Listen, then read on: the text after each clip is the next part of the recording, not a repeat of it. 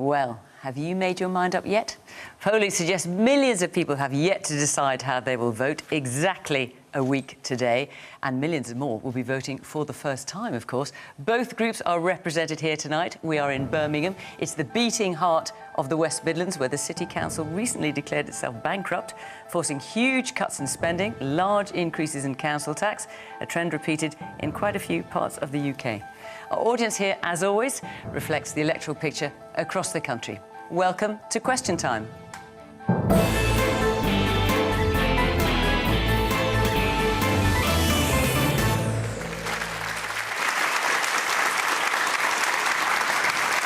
On tonight's panel, we have Andrew Mitchell from the Conservatives, Deputy Foreign Secretary in a long political career. He's also served in the governments of John Major and David Cameron. If Labour win the election, Yvette Cooper is very likely to be the new Home Secretary, responsible for our borders, national security and the police. She's one of the few Labour frontbenchers with government experience, having been in the cabinet of Gordon Brown. Layla Moran speaks for the Liberal Democrats on foreign affairs. She was one of 15 Lib Dem MPs in the Commons when the election was called last month. And Stephen Flynn runs the Scottish National Party's Westminster group of MPs. That number stood at 43 when Parliament was dissolved.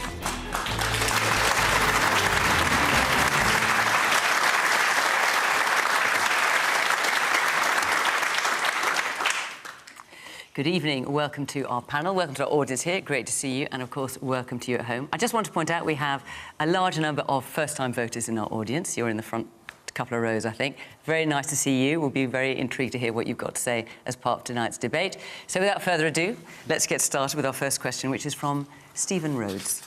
Hello. Just 3 weeks ago, in my hometown of Nuneaton, my friend was stabbed and killed outside a shopping centre. A 16-year-old has been arrested and charged.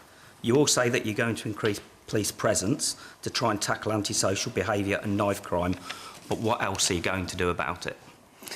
Well, Stephen, first of all, my condolences, of course. Your friend, Tom Ellis, yeah. I believe, and I know you've got his family's permission to talk about him this evening. I mean, first of all, just tell us about him. I've known Tom probably just only over 12 months when he joined our squash club. But he just fitted in straight away. He's a lovely lad, a gentle giant, had a partner. They used to come up the squash club, have a social drink on a Friday night, probably because it was a nice, easy, safe place to go and have a drink, I suppose. He just really fitted in well, loving life. Like I said, 25 years old, doing what anyone else would do. He'd got a job, saving up for his first property so they could actually find somewhere to actually, you know, live together. And then, in a blink of an eye, gone. Well, look, I mean, it's a tragedy, obviously. You say, you know, everyone says they're all going to increase a police presence. What else do you want the party to do? You've got 4 politicians on the panel here tonight. What would you like them to do? Well, I've actually read the manifestos of all the major parties on this sort of element of crime and antisocial behaviour. Apologise to you, Stephen, I haven't read the Scottish one, though. OK. Labour, you're saying that you're going to tag people. Well, in my opinion, that's just like putting a collar on an XL bully. It can still bite you. We've got the Conservatives. They want to increase... I've said before, they all want to increase police presence. They're looking... they're looking at, I think, artificial intelligence for face recognition. There's no point doing that unless you stop people going around towns in balaclavas and hoodies. So unless you back that up, that's pointless as well. The Liberal Democrats are going completely the other way, where they actually want to stop the amount of stop and searches that are going on. Oh, reduce them. Reduce them, sorry, not stop. And then you've got UK reform. There's no one here tonight. But they say that they want custodial sentence just for carrying a knife, and that they want to increase the stop and search. And that's something you'd welcome, is it? I'd rather have that than okay. Any of the others. Well, look, let's ask the parties. I mean, Stephen, obviously I'm going to come to you as well. Clearly, it's not an area you have jurisdiction over. You can talk about Scotland. I spoke to you before we came on air, Stephen. What Stephen doesn't want is sympathy. Let's take that as a given. It's a terrible situation. What would you do about it? Yvette? Stephen, thank you for raising it, and I would also pay tribute to other families and people who have lost friends and loved ones in the most unimaginable circumstances. And it is actually really hard to keep raising it or campaigning on it, but it's incredibly important that you do. So thank you, and we think of Tom. We have to act. There has been an 80% increase in knife crime over the last 8 years. And it is killing our young people. It is devastating families. That can't just be a few token measures here and there. It has to be comprehensive. It does have to involve more police on the streets, and we have set out a plan for 13,000 more neighbourhood police. But it also has to mean there are proper consequences for carrying knives. There has to be a mandatory referral to the youth offending teams. Too often there are just no consequences. We've also got to have a proper crackdown. If someone goes to a youth referral team, it what will would then depend on happen? the circumstances. It'll depend on whether this is somebody, it's the first time they've been caught carrying a knife. It'll depend on what the circumstances are, how old they are. So it has to be dedicated for that individual. But you can't just do that. And it has to be the full, you know, it may be custody if depending on the seriousness of the offence. We've also got to stop these knives being so easily available online. We've had awful attacks with panther knives that you can still buy easily online. With ninja swords, you can still buy easily online. We have to have a ban on some of these dangerous weapons that are far too easily available, and we have to crack down on the criminal gangs that are drawing young people into crime. We want to see stronger laws there as well. But we've also got to do more on prevention. And so we would set up a Young Futures programme, youth hubs around the country with youth mentors to actually prevent young people being drawn into crime in the first place. A bit like in the same way the last Labour government did the Sure Start scheme, that was one of the schemes I was involved in government, and I am proud of that scheme. We would try and do a teenage Sure Start effectively to give our teenagers and young people their future back. But this has to be about all of us. And what Keir Starmer said is we want to set this as a mission for the country to halve knife crime over the next 10 years. That will only happen if actually that becomes above party politics. If all of us are part of it, it has to be a mission for every single one of us to make sure no more lives are lost. Andrew, so let's talk about the government's record. So knife crime has increased by 7%. From 2022 to 23, or knife-enabled crime, as the police call it, in England and Wales. That's just in the last year. It's increased considerably more than that over a longer period. What have you got to say to Stephen? Well, thank you very much for raising this issue. I want to try and stick to Yvette's example of trying to take this above politics. What the government has done is to increase substantially sentencing for carrying knives, but we also need deterrence. I have been a critic of stop and search in the past, but I think used more sensitively, it has a significant role to play. I think technology also has a role to play. But what about Stephen's point that if facial recognition can only go so far if someone's... No, I agree with that, but I think there are other aspects of technology we can use, not just facial recognition. I think we need to do far more to restrict availability. And I also think that there's a lot more we can do within schools. And in my constituency, I've spent quite a lot of time in schools making clear to students that they must never carry knives, because if they do, they are as likely to be a victim as anyone else. And I think it's very important to continue the process of deterrence, the process of education, and also, as part of deterrence, to toughen up the sentencing for knife crime. Well, you talk about toughening up sentencing, but the government put forward the Criminal Justice Bill in November last year, and that does include a tougher punishment for carrying a knife. That bill is still unpassed, it's just in the report stage. Well, we did not manage to get full agreement on that bill across the House of Commons. I wish we had been able to do that. We weren't able to do so, but I hope very much that what Stephen has said tonight will be heard, and that the new government of whichever party will take it forward. And I agree quite a lot with what Yvette has said. Okay. That bill was supported by Labour, so that, yes, it had cross-party support. But some of it did, but not all of it, and that's the reason for the delay. Let's hear from... I will obviously come to you two as well, but the woman in the front in the spotty red top. You've spoken about increasing sentences. That relies on people being charged with these crimes, and our courts are at breaking point. And if people can't be charged, then they can't be sentenced. How is that going to help? Because, of course, there is a massive backlog in the courts at the moment. You've got a blue shirt on at the back there, yeah, in the middle. Andrew, you mentioned having an increase of discussion about knife crime in school and bringing awareness to young people. Now, I'm a young person, I go to school. I've seen a drastic increase in people talking about knife crime, people making us aware about knife crime. But what I've not seen is a reduction in antisocial behaviour that tends to lead to people committing crimes. So what I want to know is, like, how are the government going to actually put this education into action through the use of the police and the use of sentencing? OK, let's hear from the woman here. Yes. Yes, you. Andrew, I'm sat here and I'm baffled that you can talk about serious youth violence as if your party isn't directly responsible for services being stripped to their bones. Grassroots organisations are on their knees that are supporting vulnerable young people. Until you acknowledge that we need proper investment into early intervention services. Police need a working definition of child criminal exploitation. Young people need to be treated as the victims that they are, as vulnerable young people, not further criminalised, further harmed and further pushed to the edges of society. At best, your party has been incompetent. At worst, you have been negligent, and you are directly responsible for the increase in youth violence and loss of life and liberty that we are seeing in our communities.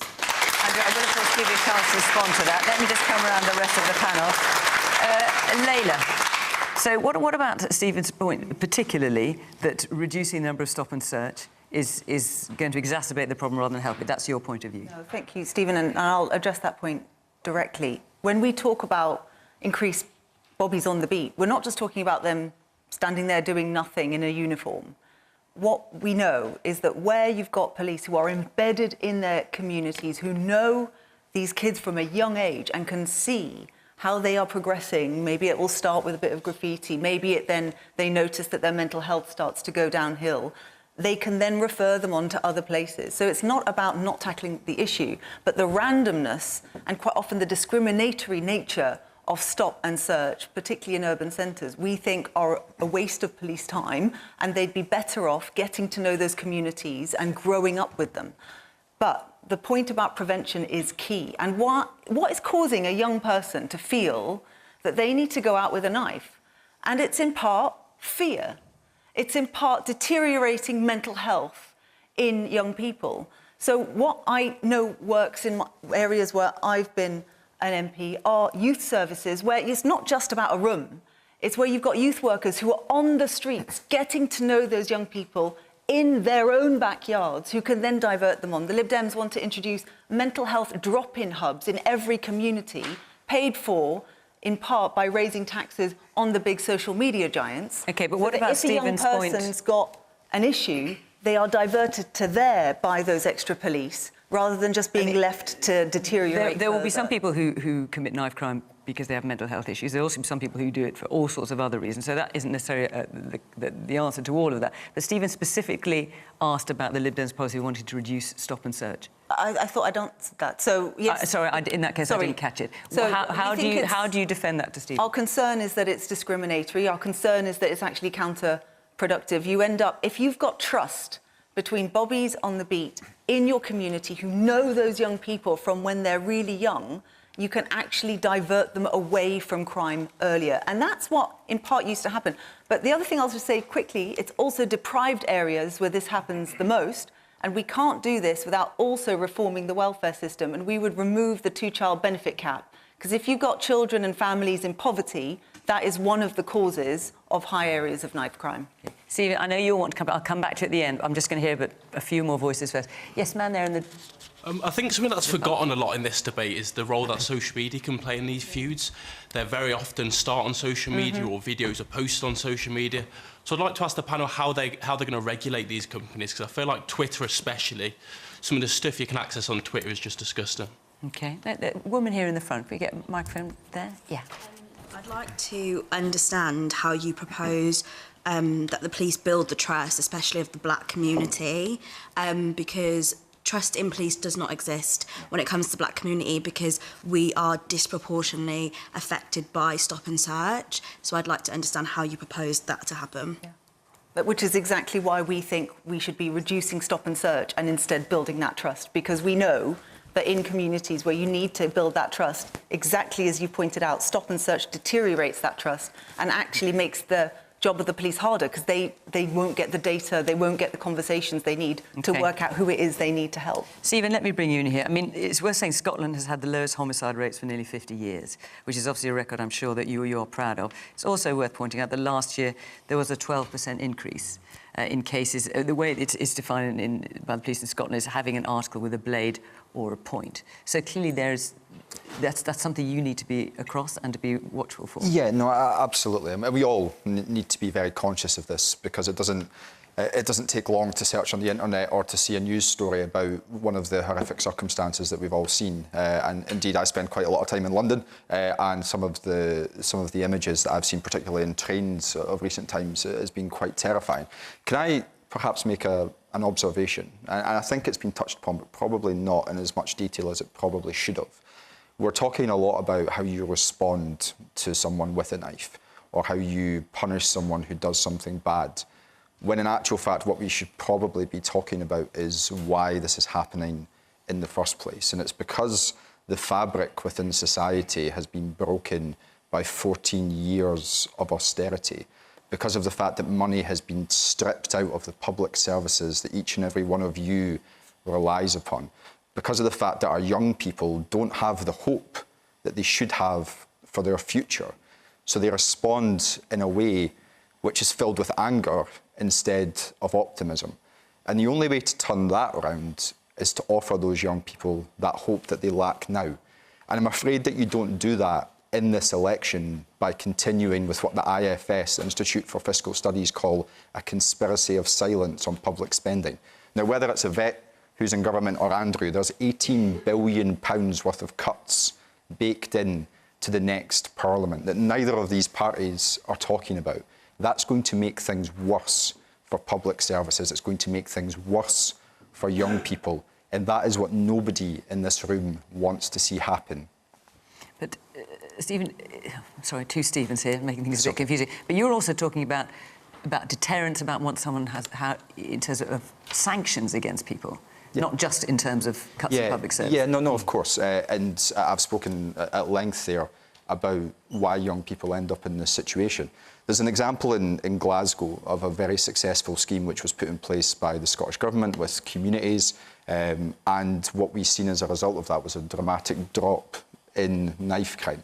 Maybe that's an example that colleagues around this table would be willing to look at and share the good practice that was put in place. Steve, before I come back to you, Andrew, I must let you respond to the points made there in terms of cuts to youth services you were talking about. And further back there, you were talking about how does one translate people coming to your school and talking about it to actually a decrease in antisocial behaviour when you're saying, and you're still at school, you're seeing a rise in antisocial behaviour. Well, I think trying to pull together some of the points that have been made, I think that the critical thing we need to do is to restrict availability and to educate. And that is about resources, but it's not principally about resources. And restricting availability means strong laws. We need to use schools to educate. The point I tried to make early on about the fact that if you carry a knife, you make yourself extremely vulnerable. And I think it is deterrence and education above all, which is what we need to do. I think there are other things too. I think the point that you made about the bad relationship which exists between different communities and the police, that is something we need to do a lot more to amend and to improve. I don't think we've done enough on that in recent years, and we need to do more. And as I said earlier, I'm a sceptic about stop and search, and it's in that context where you have better relations where stop and search has a role to play. But I'm worried that it hasn't been used in a way that is constructive. It's actually being used in a way that has brought people further apart. So, Stephen, you've heard what the leaders of the parties here have had to say. What do you think? I think, in some respects, people are trying to find excuses for what the youth generation of today are doing. I mean, I grew up through the winter of discontent, the major dole queues where you see, not for using a party political thing, but Labour isn't working, the amount of unemployed, the Thatcher years. I came up through the same times when it was hard at times. This is a basic question of knowing wrong from right. I mean, this isn't one to do with, you know, people are on really hard times at the moment. This comes down to a fundamental, people know what's right and what's wrong. And if you go out with a knife, that is wrong. And this needs to be instilled to people, whether it's from the parents, whether it's from the schools, whether it's from youth clubs or whatever. They really need to know what is wrong and right. If there isn't a deterrent, a custodial deterrent for it, then what is a deterrent? Okay. Because, I mean, the Labour manifesto, and I'm not going to dig at Labour, I'm not going to have a dig at Conservatives or anything like that, but to say that they'll tag them and then if it's a really serious issue, then they'll go for custodial. What is really serious? Using it? Surely you should be stopping it before they use it. OK. All right. Listen, just very quickly coming up. Look, I could set out all the things that I think have gone wrong over the last few years. The big cuts to neighbourhood policing that we've had, the impact on youth services, the fact that actually we just haven't caught up with the online issues that you raised because the online safety bill's been slow. There's a whole series of different problems. Of course, there has to be clear consequences for carrying a knife, and there aren't. There's a whole series of things that need to be done on prevention, on the law, and having stronger laws and crackdowns. But part of the reason that I haven't on this one is, and I'm sure we'll have these debates on every other question, is because the debates that Keir Starmer's had with many families who have been affected is that people want to be able to come together on this one. And that's why he's described this as being a moral mission for everyone, because it's about young people, because it's about getting young people's future back, and because we face a growing epidemic. We can keep disagreeing about different causes and we can keep disagreeing about different possible solutions, but actually, on this particular issue, we need everyone to come together and make it a moral mission to give young people their future back. OK, right. Look, we'll take another question. But, Stephen, thank you very much for that. Before I do, I'm just going to tell you what's happening, not next week, but tomorrow. My goodness. Double bubble of Question Time this week. So, 6 million of you, over 6 million of you, watched some part of last week's Question Time Leaders special, and tomorrow night we're doing something similar. So we are going to have half an hour with the co-leader of the Green Party, and we will then have another half hour with the leader of Reform UK. And then, and if you want to be in the audience for that, so that's here in Birmingham tomorrow night, go to our website because there's still places to come, and if you want to come and be part of that programme, put your questions directly to them. And then, obviously, next Thursday's election, we won't be on air, but we will be on Friday. So who knows? Who knows? Who knows what you'll be doing, Yvette? Who knows what you'll be doing, Andrew? We should find out. So that's a special programme. I think we do know. I think it's a special programme on Friday. And again, that's in London. If you want to be part of the audience, go to the Question Time website and follow the instructions there. OK, let's take another question. Let's come back to this week and to today. Jasmine Silver. With the recent gambling scandal, infighting and general bad behaviour that I wouldn't accept from my 3-year-old child, why should we vote for any of you? Ooh, that you wouldn't accept from your 3-year-old. OK, Jasmine, we hear you. Andrew, why should we vote for any of you, she's asking? Well, I greatly regret what we have heard about this betting scandal in the last week, but you should vote because there are real differences between the Labour Party and the Conservative Party, and indeed the other parties as well. And I'm delighted that we're here tonight in Birmingham because this is just the right city in which to discuss the difference on tax and spending which exists between Labour and the Conservatives. This great city has been brought to its knees by the Labour administration. It's the largest authority in Europe, and it has been brought to its knees by mismanagement and incompetence. It's been bankrupted. And as a result of that, we've seen tax rising across Birmingham of 21% over 2 years on your council tax. They're going to stop spending money on libraries. In fact, they're going to close. Yes, but hang on, just a minute. Jasmine is going to vote. Hang on. All that may be true, but Jasmine is voting in the Westminster election next week, not in the local council election. So do you want to... Jasmine, is this a question about trust as much as anything? I think it is about trust. I think politics more recently feels chaotic. It feels a little bit like carnage. And I don't know who I can trust, actually, in Westminster now. All right, so why should Jasmine trust you in Westminster? So I'm trying to explain that there's a difference. There's a big difference. Everyone says that basically we're getting Tory... I mean, something that Stephen would definitely say, we're getting Tory measures administered by Labour men and women. It's not true. There is a real difference. The Conservative Party believes that you should keep as much of your income as you can and be taxed as little as possible. The Labour Party believes that taxation should increase. In fact, if you look at our manifesto, there are no tax increases at all in that. And in the Labour manifesto, there are no restrictions on spending at all. So there is a big difference. I'm trying to answer. This is total nonsense. I'm trying to answer the question about why you should vote. You should vote because there is... And why she should trust you, that's also what she's asking. An enormous difference. Well, you know, politics is made up of people on the right and the left who believe in certain things, some of the things I've just been talking about. If the polls are to be believed, there's going to be a significant Labour majority, and it's the job of people like me, millions of people are going to vote Conservative, to say why it is important that there should be a very strong Conservative vote for the things that we hope you will trust and which I and others believe in. All right, so Yvette, why should we vote for any of you? I mean, obviously, in this gambling, I mean, it's hard to keep up. But, I mean, so far we've got, I mean, BBC's reporting anyway, up to 15 Conservative candidates and officials are being investigated by the Gambling Commission. Labour, of course, has suspended one of its candidates, Kevin Craig, who bet against himself. All permutations are there. Why should we vote for any of you? Why should we trust you? That's what Jasmine's asking. And I think trust in politics has fallen, and I'm just really sorry, Andrew, but when you come up with just all of those inventions, you just keep making things up, I think that undermines trust even further. This is a question about this gambling saga. I mean, you really couldn't make it up. I thought after Partygate, I'd kind of seen the limit of this just totally chaotic, self-interested, one rule for them and another for everyone else kind of behaviour. But no, they've gone a step further. And we've got, you know, these allegations of people who were told the date of the election, and then instead of thinking, well, that means I've got to go out there and start earning votes and start winning votes, actually just thought, no, actually, we're going to go straight to the betting shop and try and put a bet on instead. It is just incomprehensible. So, look, you're right. There has been a case that's been investigated by the Gambling Commission in the Labour Party, and Keir Starmer has taken fast action to say, look, this is unacceptable. And I think he's shown leadership, and he has said, right, very swift suspension. I just do not understand why Rishi Sunak has taken so long. I think it has been really weak. I think he has to show leadership. You have to have some leadership. We've got a lot of work to do to rebuild trust. I think a lot of the collapse in trust has been about those sorts of standards issues where you have to have a reset in politics. I also think it has been about a sense that after 14 years, everything just feels broken.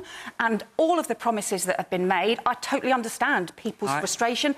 That is why we need change. But in order to get change, we have to vote for it, every single one of us. So I really, really hope that you will feel able to vote for that change. Well, let's find out, Jasmine. I'm going to ask you... Also, I just should point out that clearly these are all allegations at this stage. No one has actually been found guilty. And I did say allegations. Yeah, no, fair enough. I'm just pointing it out. So, Jasmine, also I'm going to come to Stephen and Layla, but you had your hand up straight away.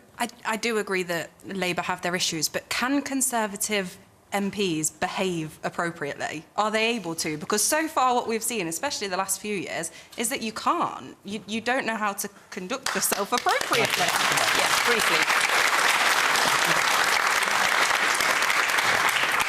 I don't think trust in politics is improved by the approach that Yvette was taking. The vast majority... Andrew, hang on. Jasmine is asking about the Conservatives. Yes, you want to answer that point? The vast majority of members of Parliament on all sides are honest, decent people trying to do a good job. And if you take a few bad apples and you damn the whole profession on that basis, you will not increase trust in politics.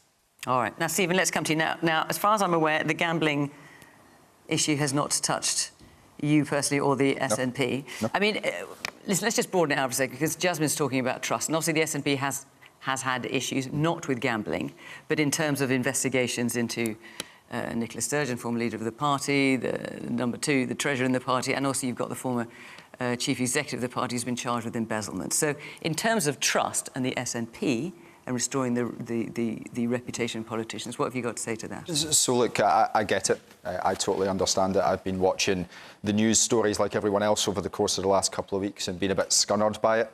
The fact that we've got Labour candidates betting against themselves, Tories betting on dates. The leader of the Scottish Lib Dems has been betting on candidates to win across Scotland, despite, of course, knowing about what those results may or may not be based upon the work that they've been doing. It's not good enough, and you deserve better, and you should demand so much better from your politicians, which is why at this election you should vote for people who have strong values, and you should vote for what you believe in. And do you think that includes the people of Scotland, given what's going on with the SNP at the moment? I'm not sure. And the police investigation? I'm not sure there's an equivalence between No, I'm not saying it's gambling, equivalent. yeah. But I'm saying in terms of issues of trust. But you know as well, reputation. I can't, of course, comment on an active police investigation. No, I don't mean that. So. But Jasmine's question, we're not in Scotland, but obviously you're here, and so I want to make it relevant to you as well.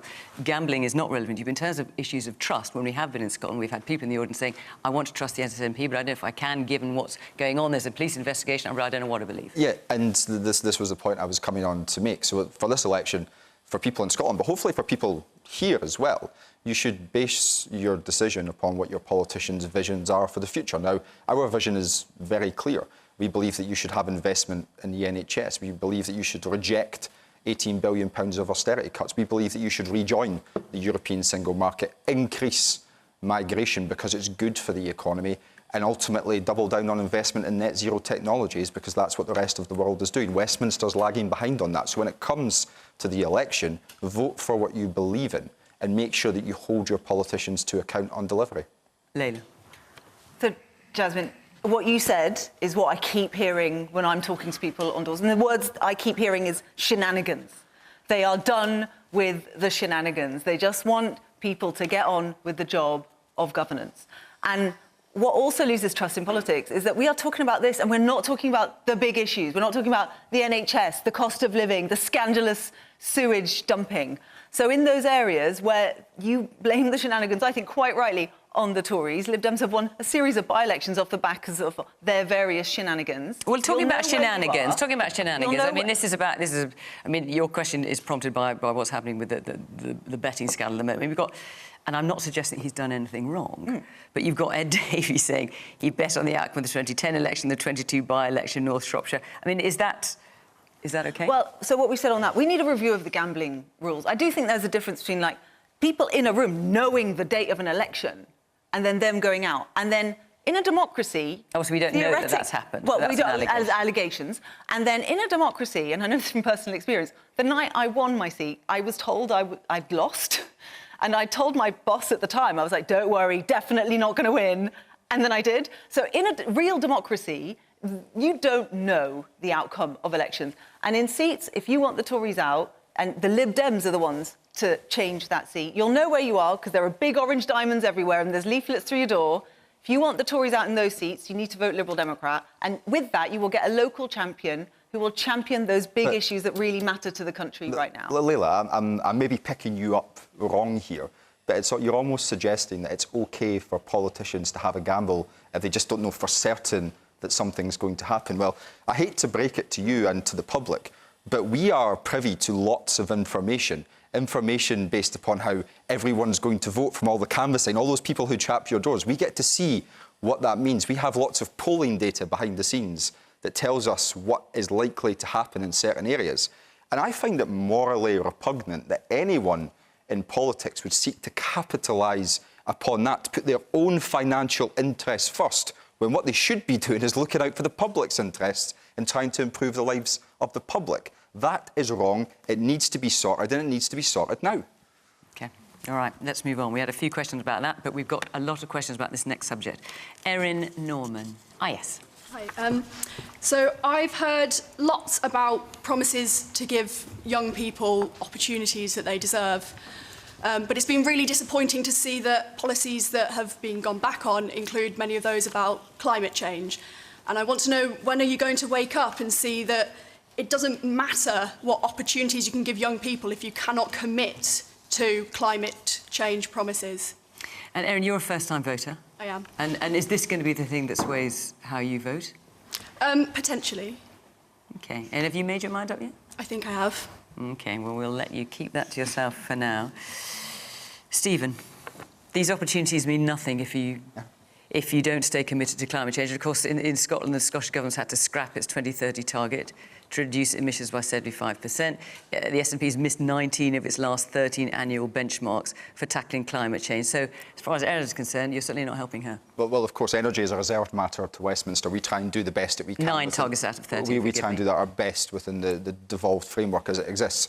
So firstly, for young people, when it comes to opportunity, young people in Scotland have something that young people in England are deprived of, and that's free university education. And it is a great pity that both the Labour Party, the Conservative Party, and I believe the Lib Dems don't share our aspiration. Hang on, Stephen, hang on. In fairness, Erin wants to talk about climate change. But when it comes if you don't want to talk about missing climate targets, let's talk about oil and gas licences. I'm quite happy to talk about climate change. Now, coming on to that. OK, well, that's the one thing she wants to hear about, rather than tuition fees. So I think tuition fees are important to you. They are, but she specifically asked about... OK, Erin, because you asked about climate change, I was trying to keep it on that subject. Well, I'm interested in both climate change and tuition fees. Well, fair enough. Thank you for that helpful intervention there.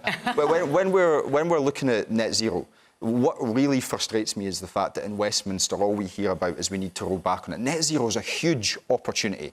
It's an opportunity to combat the climate crisis, but it's also an economic opportunity, because what we have the ability to do is to harness our natural resources to create good, sustainable, long-term jobs for the future. Why would anyone not want that to happen? And in Scotland, we've got an abundance of offshore wind potential, green hydrogen potential, carbon capture potential. The future is bright and the future is green. But to make that happen, we need a Westminster system that wants to invest in green energy. The Tories are climate deniers. They're not interested in climate change at all. They're trying to combat it. And the Labour Party have walked away from their £28 billion commitment to green energy. How dare they, betraying our economic future, but also betraying the planet's future. And in its place, they want to create GB Energy. But nobody knows what that's going to do. It's not going to sell electricity or energy. It's not going to produce electricity or energy. In fact, I think it's just a company that's going to be an investment arm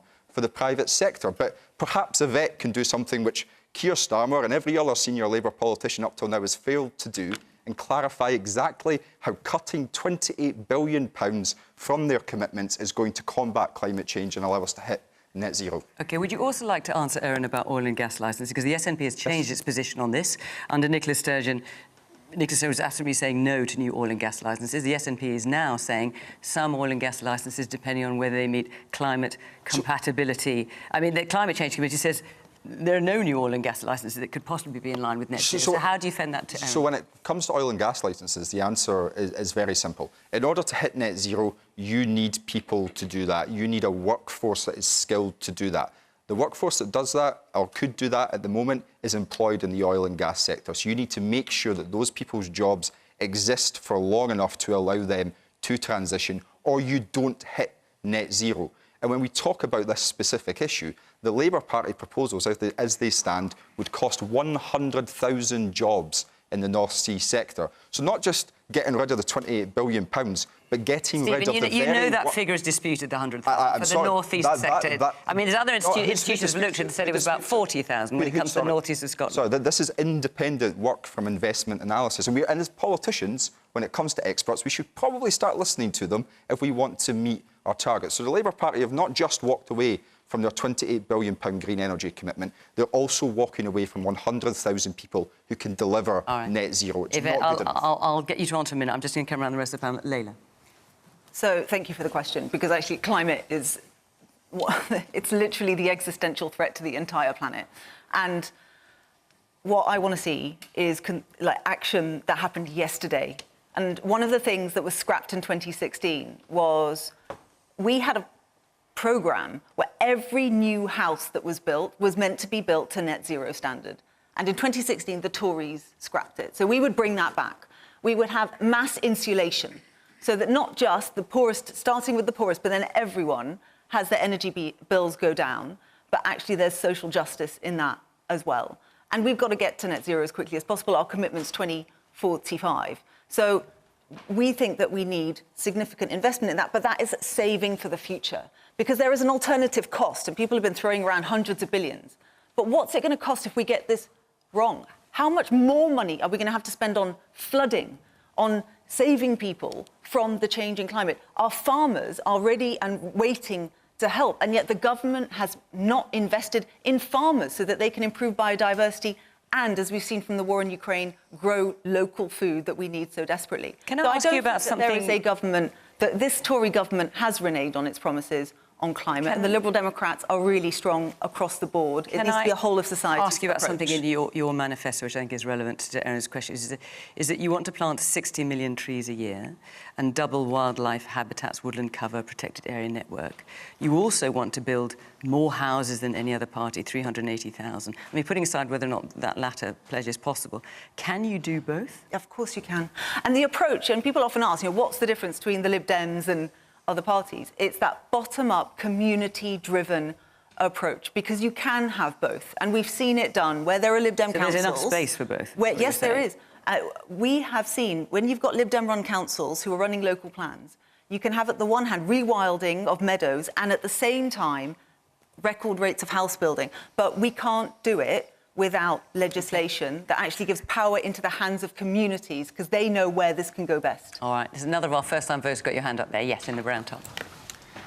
Aside from austerity, privatising our water companies, allowing water companies to dump sewage in our rivers, how else are the Conservatives planning to destroy our wildlife and green plans for the future? All right, Andrew, well, look, that's not quite the question Erin's asking, but it's certainly along the same lines. Erin's question is, what's the point of making promises to young people if you don't stay committed to climate targets? And you're raising points aligned to that. So, thank you very much for your question. I want to put a slightly international slant on it, because over recent years, working in the Foreign Office, I've been engaged in international climate change, and where Britain is a real leader. We are spending a phenomenal amount of money, £11.6 billion, on tackling climate change, but we also are doing an enormous amount in the international forward to drive forward the climate finance, which deals with this. And around the world, it is the poorest people who suffer first and hardest from climate change. The fact that it is the existential issue of our time, where I entirely agree with Layla, is very important. That has always been understood in parts of Africa and the poorest parts of the world. I think it is now understood here. And Britain has taken the co-chair of the Green Climate Fund. We've put in $2 billion of money, taxpayers' money, to drive forward this agenda. So I want you to know that in terms of the international role, Britain really is right at the forefront of pushing this forward. But can I just ask, because hang on, Andrew, because the Conservatives, well, under Rishi Sunak anyway, have delayed the ban on sales of new petrol diesel cars. They've moved it back from 2030 to 2035. I could put the same point I put to Stephen, but obviously it's in your gift. Issuing new oil and gas licences. This is something that Rishi Sunak is committed to. Repeating what I said to Stephen, the Climate Change Committee says issuing new oil and gas licences is not in line with net zero. How is that helping someone like Erin? So I hope I've been able to try and describe that Britain really is a leader internationally. Now, moving to the domestic position... How is that compatible with the 2 points I've just made? Rishi Sunak had to be dragged kicking and screaming to COP.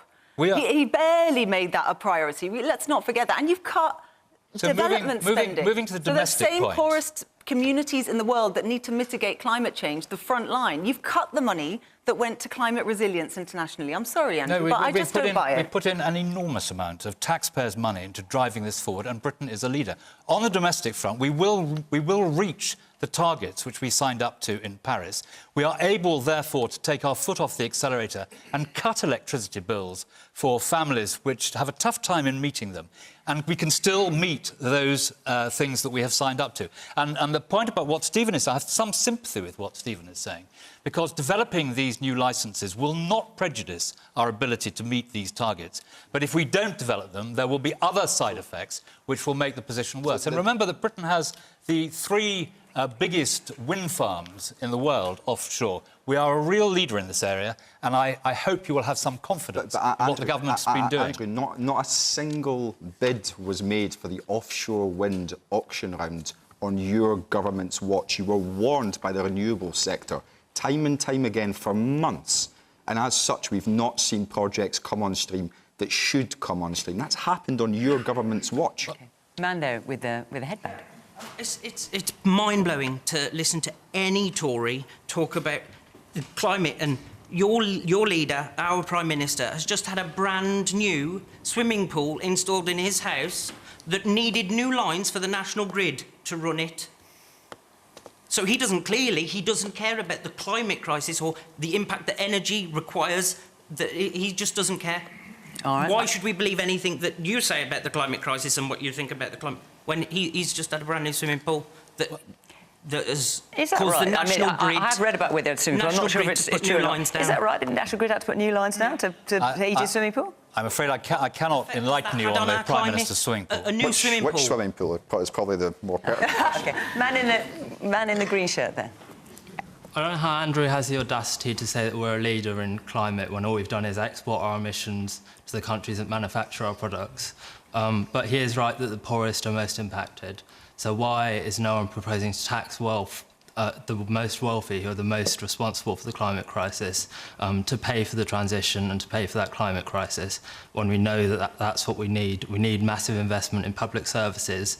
We need a Green New Deal that will actually transition us to a green economy that will solve the cost of living and the climate crisis. OK, well, Yvette, let's come to you.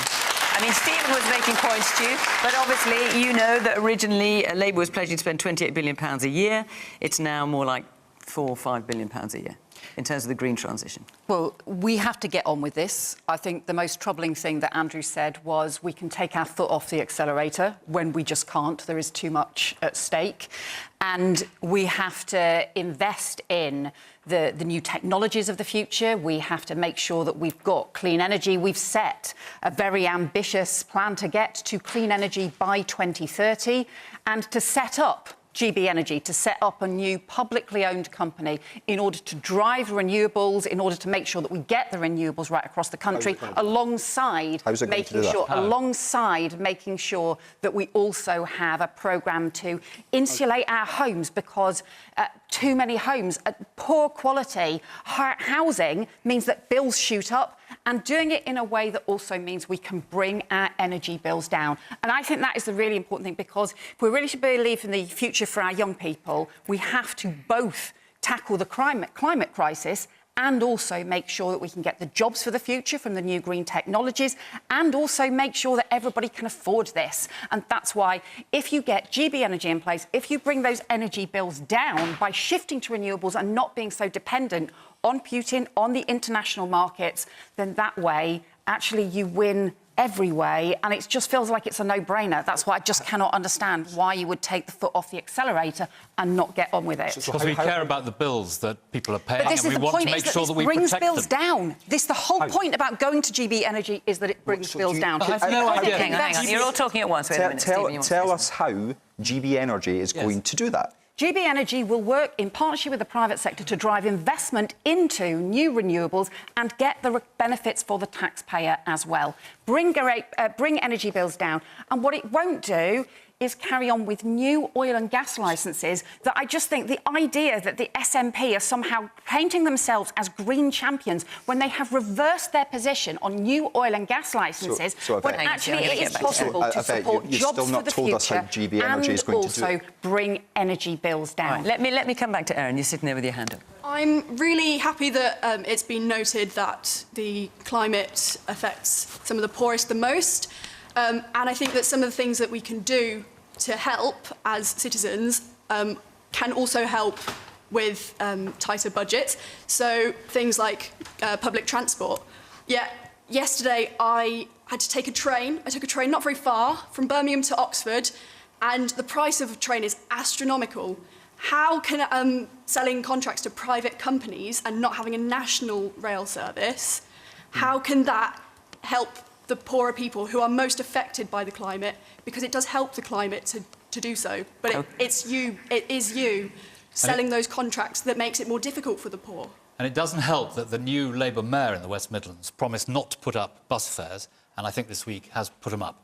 OK, look, that's a subject we're going to come back to, Erin. I'm going to move on, because there's a lot of you asked about this next point. Jessica Glennie, where? Why can't I see? Oh, there you are. There you are. Off you go. Hello. Today, the BBC tracked down the smuggler who killed Sarah, the 7-year-old who died whilst trying to cross the Channel recently. Will the parties admit that tragedies like these are a direct result of a failure to provide safe and legal routes? So just to remind those of you who are not across it, it was a brilliant report by a fantastic journalist called Andrew Harding. It's the second time, in fact, the BBC's now tracked down a smuggler. In the last couple of months, I think it was, a boat was full of migrants, was leaving the shores near Calais. The BBC happened to be there to film it. There was a young girl, Sarah. It was a very chaotic scene. 5 people died, including this young girl, as they were trying to make their way to the United Kingdom. Safe and legal routes, Yvette. What's your policy there? So we've always had different kinds of safe routes for people who have fled persecution, like the Homes for Ukraine scheme. And I argued strongly for the Homes for Ukraine scheme, similarly the Syrian family resettlement scheme as well. But if you look at what's happening in the Channel, that is being driven by criminal gangs. And the images that we saw... Yes, but it's also, hang on, it's also people who clearly are feeling that there aren't safe and legal routes for them. Yeah, whether they're economic migrants, that's one thing, or whether they're genuine asylum seekers, they feel there are not safe and legal routes for them, and so that's what they're resorting to. Well, so what's your question just is about safe and legal routes. What's your policy on that? Would you increase the number of safe and legal routes? The UK will always need to do its bit to help those who have fled persecution and conflict, but anything that you do in that area does not solve the problems that are happening in the Channel, where these dangerous boat crossings are undermining our border security and putting lives at risk. Because the criminal gangs will just advertise, they will organise, and because they are making profit, there is an entire criminal industry that has spread along our borders, and it is hugely dangerous. Hang on, just this question saying, will the parties admit that tragedies like this are a direct result of a failure to provide safe and legal routes? Do you accept that premise? And will Labour, because I noticed safe and legal routes aren't mentioned in your manifesto, do you agree with the idea that you should increase the number of safe and legal routes in order to prevent people coming in that particular way? We continue to support things like the Afghan resettlement scheme, but really, what's happening? I think you said I don't think that tragedy was caused by that. I think that tragedy was caused by the criminal gangs, and they are dangerous. If anybody saw those awful images, we saw the violence from some of the smuggler gangs on the shores. It was clear from those images, and the reporter was saying so, that boat was overcrowded. But what the father said of Sarah was that he couldn't find. I mean, rightly or wrongly, I'm not trying to say the rights and wrongs here, but he is saying he couldn't find any legal way to get here, which is why Jessica is asking. Correct me if I'm wrong. And will you admit that tragedies like these are a direct result of failure to provide safe and legal routes? There will always be different kinds of processes to manage asylum systems and to manage resettlement. And so would Labour increase the number of safe and legal routes? There will always have been, and there always will be, both safe routes, but there also will always have to be limits and constraints on them. So what's your policy? Because you may be Home Secretary in a week, you may not, but if you're Home Secretary, will you increase safe and legal routes? We will continue to support things like the resettlement schemes, and we believe that they should be reformed because they're not working. I think that's a no. You're not saying you'll increase. I know, but you're not letting me finish. Let me finish the point, because I think this is important. What do you think, folks? It's a no. It's a no. No, I think unless you deal with the criminal gangs in the Channel, this problem is going to get worse. No, wait a minute. Let me finish. You've had plenty of time to talk there. I'm sorry. I've been interrupted, Stephen. You undermine the criminal gangs by providing safe and legal routes, as Jessica has outlined. That is the solution to this problem. Those criminal gangs will keep on operating. And you want to know what the issue is? Those criminal gangs will keep on operating. They are making hundreds of millions of pounds in the Channel. Nobody is going after them. At the moment, a journalist was more successful in tracking down those people smugglers than law enforcement. That is shocking. Those criminal gangs crowded people onto that boat and they got away with it. Those criminal gangs organisers are then just being able to continue to make money, putting more people in it. That's why we need a new border security command that can go after those gangs and make sure they face justice for these terrible crimes. Layla. Jessica's question. Sorry, I didn't catch what you said there. Say that again. Question, yes or no? I don't think that any Yes or changes. no? I don't think any changes. I don't think any changes to legal routes would prevent the criminal gangs operating. So you have to go after the This gangs. is the issue with we politics. do need to have proper resettlement schemes, but I don't think they would prevent the criminal gangs operating. We have to go after those gangs. Is that Layla. yes or no? So the question was, do the Liberal Democrats think... Well, everyone here, but yes. Well, everyone here. But does our party think that what happened was a direct result of a lack of safe and legal routes? And the answer is yes. OK? Absolutely yes. For a couple of reasons. First of all, it is the right and moral thing to do where there are conflicts across the world, and just because there's one country you don't choose above the other, and there has been, you know, and I'm afraid to say there have been parallels drawn, and I've been strongly supportive of the Ukraine scheme. I had a Ukrainian living with me, we're now best friends. I love that scheme, and there are problems and it needs reforming, but it made no sense why Afghan interpreters were not allowed to come across on the Afghan scheme. And actually there are many other countries in the world that desperately need safe and legal routes. And people do this out of desperation. They do it because they've got nowhere else to be. They do it because they think they're going to die. That's why they're doing it. So Layla, it's because in your manifesto you say we will work across borders to provide safe and legal routes to sanctuary for refugees. Do you envisage any limits to those safe and legal routes, or are you saying anyone who feels they have they're in fear of their safety can come to the UK? No matter how great the numbers are, they can come safely and legally. There has to be coordination, and there has I'm been asking in the about past. numbers. Yeah, As far as the Lib Dems are concerned, coordination on the numbers. what does that mean? Limit on the numbers? Is that another way of saying limit? Well, so for example, where we have in the past been part of things like Europol, we might have been able to share data about where these criminal gangs are. We also used to have better agreements with other countries across Europe. We don't have that anymore. You're not answering my question. My question is, if you're saying we will work cross borders to provide safe and legal routes to sanctuary for refugees, I'm asking you directly, do you set a limit on that number, or are you saying anyone who has a justifiable reason for coming from anywhere in the world, they can come? The international rules on asylum say that if you are someone fleeing persecution, you are allowed to be granted asylum and then have that asylum in the first, in a safe country. So you're not setting a limit on numbers, just to be clear, because I've got to get round No, this. I'm not saying that there are going to be numbers, but it needs to be done in coordination with other countries. I think people can understand what I'm saying there. It needs to be not just Well, us I'm not alone. clear if you're setting We a need limit to on work- numbers or not, but I don't know about anybody else here. With other countries on this. Andrew, we haven't got much time left, I'm afraid. We have to stop the boats. As Yvette said, there are some safe and legal routes. There are for... Well, Jessica's asking directly, Yes, will you admit that tragedies like that of Sarah, whose father said, I had no just safe and legal way to get, is that the direct result of failure? OK, off you go. Let's do that. So there are a number of things you have to do first, and I remind you that what Rishi Sunak said in the House of Commons was that when those things had been done, we would look at safe and legal routes. So my answer to you partially is yes, but first you have to do the things that he's done. He's doubled the caseworkers for dealing with these cases.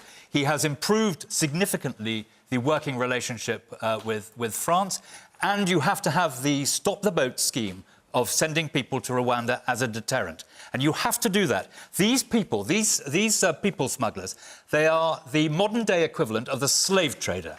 And they have to be stopped. And you have to do all those things, but you have to do Rwanda. Without doing Rwanda, you don't have that deterrent. And there was a very interesting article, actually, talking of journalists, in The Telegraph, which went and interviewed these people smugglers and some of the people who were waiting there, which demonstrated the deterrent effect of the Rwanda scheme.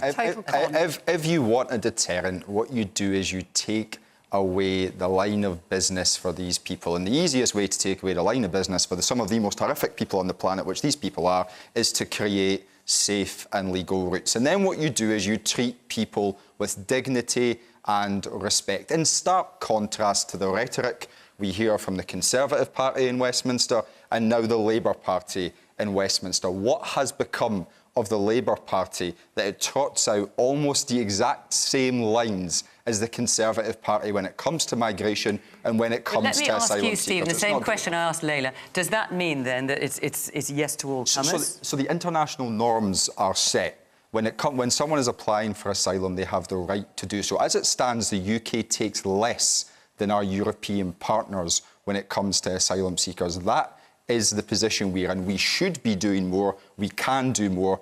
But the Conservatives are afraid to do more because they're terrified of Nigel Farage, and the Labour Party are terrified of being outflanked by the Conservative Party, so chase them on this issue as well. You deserve better. Asylum seekers deserve better. Let's create safe and legal routes. OK, now, you both want to come back in. We are out of time. Forgive me, Yvette and Andrew. Oh, my goodness. 7 days to go. Our hour is up. Remember, we're on again tomorrow night with the co-leader of the Greens and leader of Reform UK, Nigel Farage. But for now, from Birmingham, for our panel and our audience here, good night.